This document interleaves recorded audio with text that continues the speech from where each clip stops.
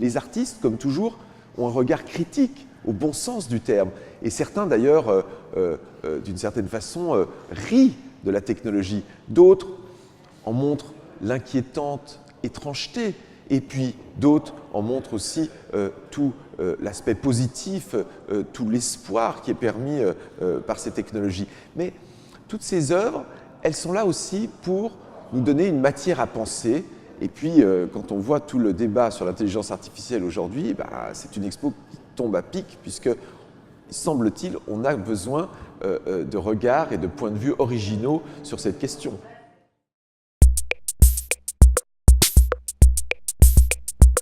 Parmi les artistes que nous présentons, il y a des artistes qui ont la double formation artistique et scientifique. Je pense à Elias Crespin avec ce magnifique mobile génératif qui ne bougera jamais 2 secondes de la même façon dans l'escalier, qui est d'abord de formation un scientifique et qui ensuite est aussi devenu un artiste. Et puis on a des gens qui étaient au contraire des artistes, qui sont des plasticiens depuis toujours. Je pense à Orlan, je pense à Miguel Chevalier, mais qui ont investi le champ technique. Et par exemple, Miguel Chevalier, dès la fin des années 1980, disant, alors qu'il était à l'école des Beaux-Arts, « Je veux faire de la peinture avec un ordinateur ».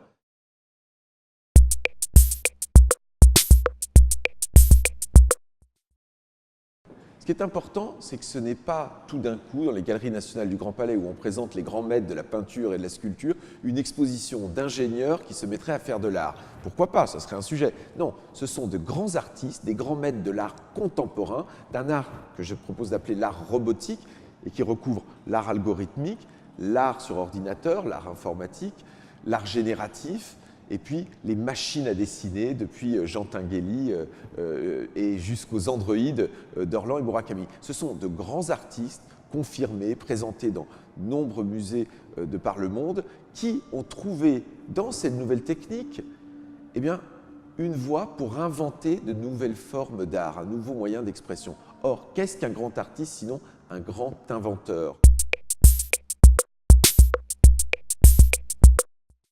Mon cœur balance. Alors, j'avoue que je suis toujours aussi séduit par l'installation, ce papier peint créé par un logiciel génératif de Peter Kogler, parce qu'il nous trouble un peu la vision et à la fois il livre ce caractère un peu abyssal des nouvelles technologies, et en même temps, visuellement, c'est une expérience immersive très forte. Et puis, j'ai un faible aussi pour nos petits androïdes, dont celui d'Orlan, l'Orlanoïde, parce que c'est le dernier né de toutes les pièces présentées ici. Il a été terminé seulement il y a 24 heures avant l'ouverture de l'exposition. L'exposition, je ne vous le cacherai pas, a été très compliquée à monter, mais ce qui est compliqué est rare et précieux, et le beau ne vient pas forcément du facile.